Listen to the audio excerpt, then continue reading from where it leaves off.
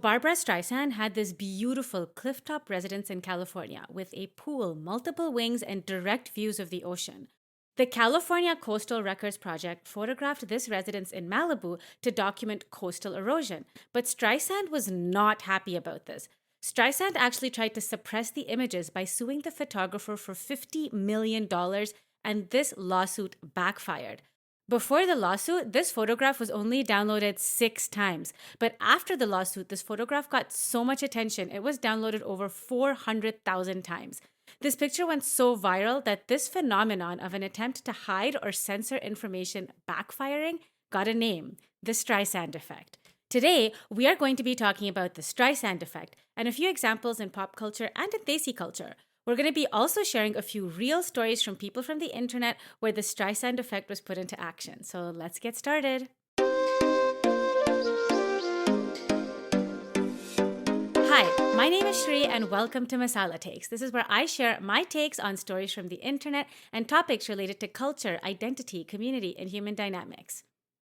Today we're going to be talking about the Streisand Effect. Well, the Streisand Effect is actually an example of psychological reactance, where when people are aware that some information is being kept from them, they're significantly more motivated to get it and spread it. It's kind of like the idea of playing hard to get, but with data or information. And when things become secret, they kind of become really attractive. We have seen this a lot around the world and specifically in Desi culture, and we are going to be going through a bunch of examples today. Our first example is from 2008. The Church of Scientology, a very controversial belief system that infiltrated Hollywood, tried really hard to get websites to delete a video of Tom Cruise speaking about this religion. Unfortunately, this video just got more attention, and the attention that this video got as a result of these efforts ended up in the creation of an anti-Scientology protest group. This brought a lot of negative press to the religion. During the 2013 Super Bowl, Beyonce's Super Bowl performance was epic. BuzzFeed posted pictures called Beyonce's fiercest moments. A post that didn't do too well. Beyonce's publicist nicely asked BuzzFeed to remove some of the photos that looked unflattering. BuzzFeed responded by making another post called The Unflattering Photos Beyonce's Publicist Doesn't Want You to See. They were the same pictures, but this post went viral. Also in 2013, a video was uploaded showing evidence that the Samsung Galaxy S4 spontaneously caught fire. Samsung agreed to replace it in exchange for taking down the video. Instead, the creator posted a second video exposing Samsung for their poor handle on safety issues. This video got 1.5 million views and Samsung got a ton of bad press. Now, we are all familiar now with Uber, the popular rideshare app that threatened taxis everywhere when they first came out. In 2014, taxi drivers rallied on the streets of London to protest Uber. But as a result of this protest, Uber received an 859% increase in downloads and record signups since their launch in 2012. In an attempt to divert Uber traffic, they actually increased Uber traffic 859% fold, which is the Streisand Effect on full display. Now, this next story I'm going to tell you about is actually what made me learn about the Streisand Effect and what made me want to include this in my podcast. And this just happened very recently in mid-2013.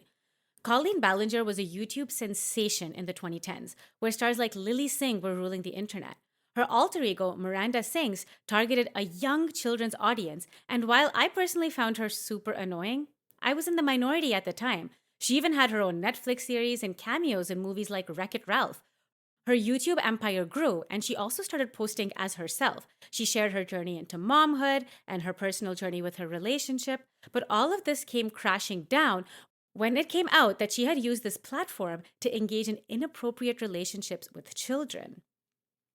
Some of these things that she did were so brazen, she did them on stage and still faced no consequences.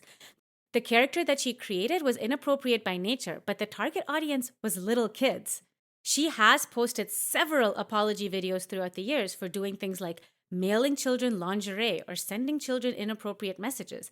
Adam, someone who worked for Colleen as a minor, shared some really damning receipts of some of these interactions. Her fans were watching this unravel, but it remained in a fairly secluded corner of the internet.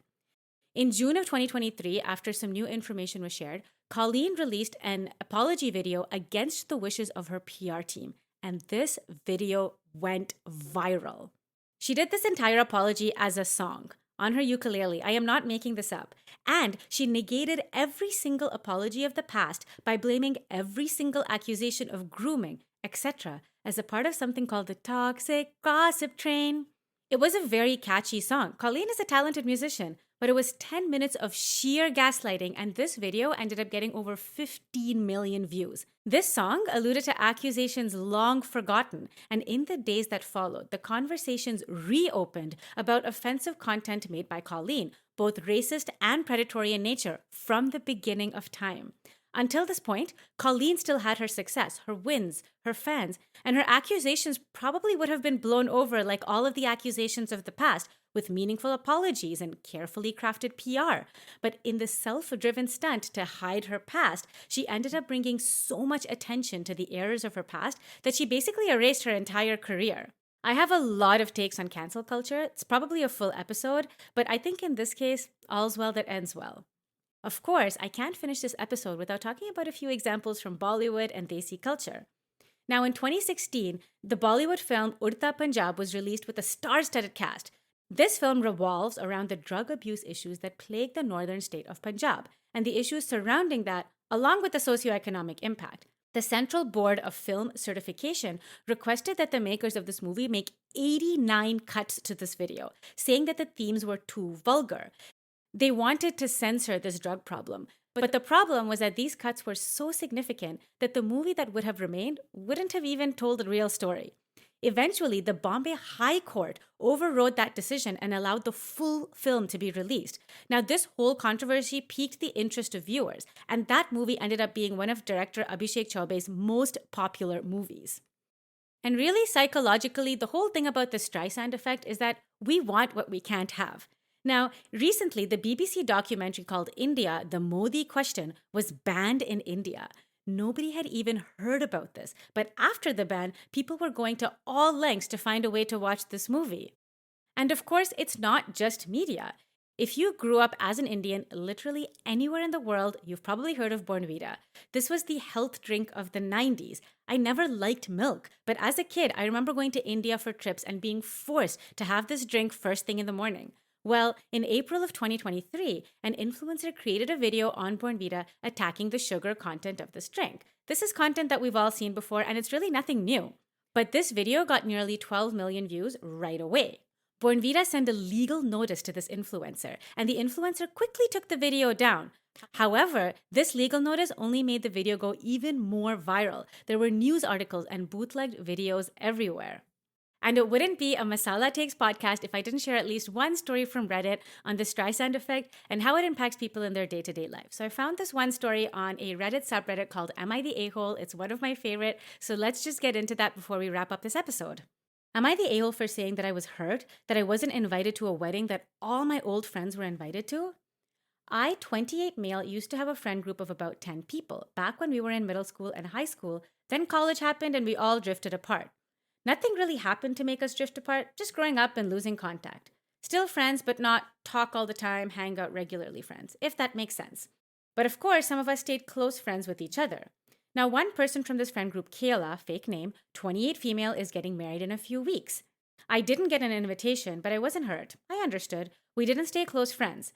But then I was hanging out with my best friend, Bob, 28 male, who was also in that friend group a few days ago, and he mentioned that he's going to the wedding. I was a little surprised, but I told him I hoped he had a good time. He asked if I was going, and I told him no, I didn't get an invite. He said that was strange because everyone else from the group was going. 2 of them were plus ones as they were dating or married to other ones who got an invite, but they were all going and Kayla knew it, and even told Bob that she was really happy that the gang was getting back together on her special day. I told Bob I was kind of hurt, but I didn't want to make a big deal about it. 2 days pass. Kayla calls me fuming mad that I was whining that I didn't get an invite to anyone who would listen. I told her that I wasn't. I explained to her what happened, and she said that she's been getting texts and calls from other members of the group saying that she should have included me and wanting me to put a stop to it. I said I would do my best and that I was sorry that I caused her this trouble. She thanked me for the apology and hung up. I called Bob and asked why he spread this around, and he said that he didn't mean to. He felt bad that I was hurt, and he wanted to ask someone else from the group if they knew why I wasn't invited. And she spread it around, and I guess everyone wanted to know why Kayla cut me so specifically out, so they started asking her. I made a Facebook group chat with all of them and politely asked them to leave Kayla alone, that I was just hurt in the moment and vented about it to my best friend, and that's where it should have stayed. They all said okay and apologized to Kayla. Yesterday, Kayla made a Facebook post ranting about me without saying my name and said that she had to hire security to give them a photo of me to make sure that I didn't try to crash the wedding, something I would never do.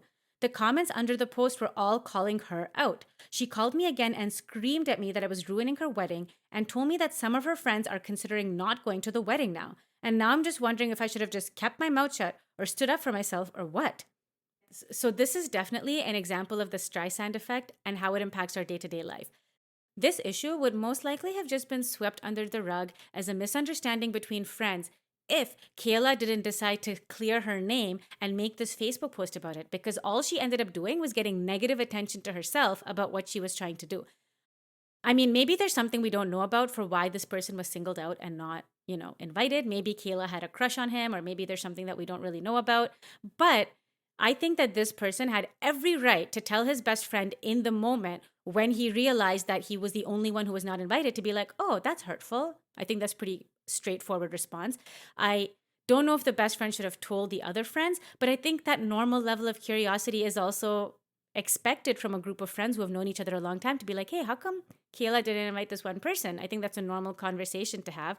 And when it kind of blew out of proportion and people started reaching out to Kayla, I could see why Kayla was frustrated in that moment.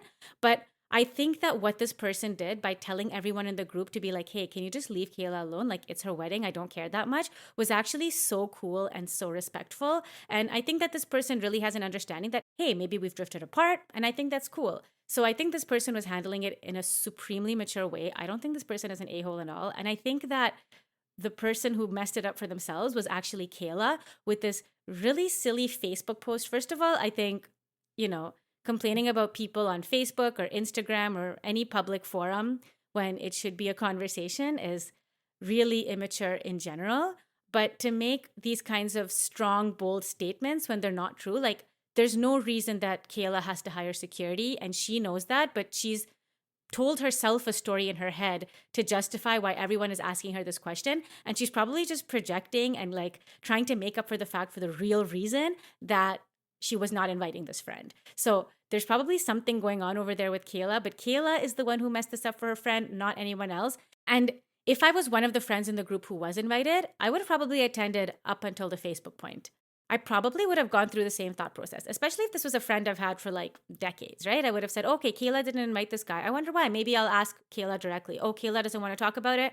Okay, whatever. Maybe there's something I don't know about. I'll still attend the wedding. But now if Kayla or my friend went on social media and slandered this person who literally has no idea why they're not invited and nobody's able to communicate that to him, and he doesn't even really care, and he's made that supremely clear to everybody in the friend group to be like, just leave Kayla alone, I would have probably been like, okay, is this a friend that I want to have? Is this a connection that I want to make? Maybe not. There's actually a couple of updates that I didn't realize that this post had, so let us go through those. So one update says, I'm bi. I have no knowledge of Kayla ever having a crush on me. Oh, that's what I thought was going on here. I don't know if her fiance is gay or bi. I've never dated Kayla. I did date someone else from the group back in high school and into college, but the relationship ended amicably, and I'm still good friends with her.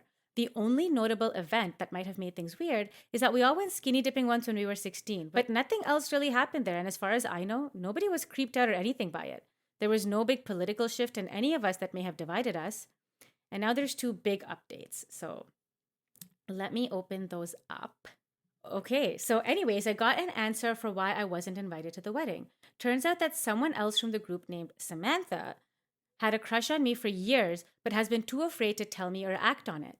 Samantha was in the bridal party of Kayla's wedding and told Kayla that she was finally going to make a move on me at the wedding after all her bridal party duties were taken care of. Kayla didn't like this and thought I was not good enough for Samantha, but she didn't say anything and decided to just not invite me and hope Samantha dropped it.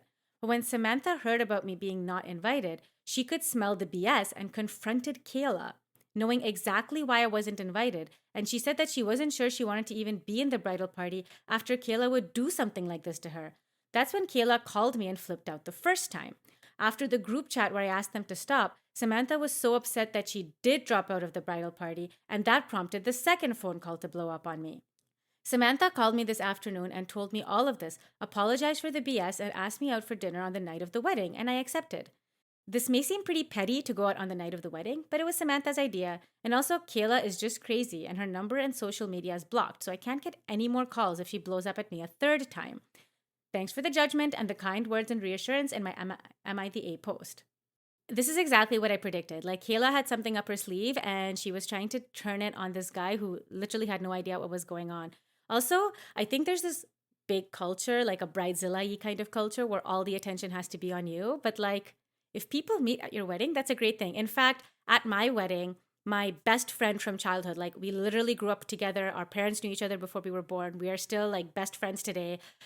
So she met my husband's cousin at our wedding, and they ended up getting married a year later. And now we have kids that are almost the same age, and they get to grow up together as cousins. And the fact that I get to be family with my best friend is kind of really cool. Like, it's a great story that love happened at our wedding. There was great vibes. This is a positive story to tell. I don't think any of these things happening would take attention away from the bride. And I also think that it's kind of very bizarre for the bride to want to police what other people are doing. Like, if they want to find love on the reception dance floor, they should go for it. So here's the final update from this original poster. Out of the 10 people in the friend group, only 4 people went to the wedding. Kayla, of course, Kayla's cousin, who still sides with me, her partner, and another whose mom is best friends with Kayla's mom and would absolutely kill me if I didn't go despite all the BS. Sam has Kayla blocked on everything, but Kayla has sent her 3 written letters trying to convince her to reconsider dropping out of the wedding, and even showed up at Kayla's house twice to try in person. Sam burned all 3 letters and didn't answer the door both times, but told Kayla through the door the second time that if she didn't go away, Samantha would call the cops. Kayla called her an ungrateful skank and ran away. While the wedding was going on, the 3 friends that were at the wedding were leaking information to Sam and I in a group chat. Kayla replaced Sam in the wedding party with another cousin in a dress that didn't match the others. Kayla seemed happy throughout the wedding, and honestly, despite all of this, I'm happy that she was happy at her wedding, or at least pretended to be happy, as Sam said she might be doing. No big drama or blow up or anything happened at the wedding, and Kayla and her husband are off to their honeymoon in Hawaii. Now to the date. It went really well. We met up at a Korean barbecue place that I said was good, and we just had a great time talking about the past, how long she's had a crush on me since middle school, talking about the Kayla situation, and just all sorts of stuff. Afterwards, we went back to my place and spent the night together and all of the next day. She read these Reddit posts and a bunch of comments. I said she could make her own account and post her POV, or I could just let her use this one, and she said she would text me her POV and I would just copy and paste it here. So that's what we're going to do. So we also have Samantha's point of view.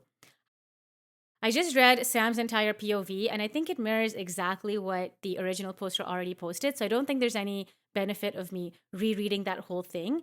But one thing that Sam did allude to was the fact that there was a deeper history with Kayla around the underhanded thing that went beyond just this one incident. So she wasn't cutting her friend and skipping the wedding over one single incident, which I also may have been on the fence about because people tend to go a little bit bonkers during weddings, but also maybe you tend to see who people really are during weddings. So I'm not sure what the right angle would have been there, but there's obviously a little bit more of a history for Sam to really cut one of her closest friends in the way that she did. Anyways, that is today's Reddit story. And before we wrap up today's episode on the Streisand Effect, I have to share my masala takes.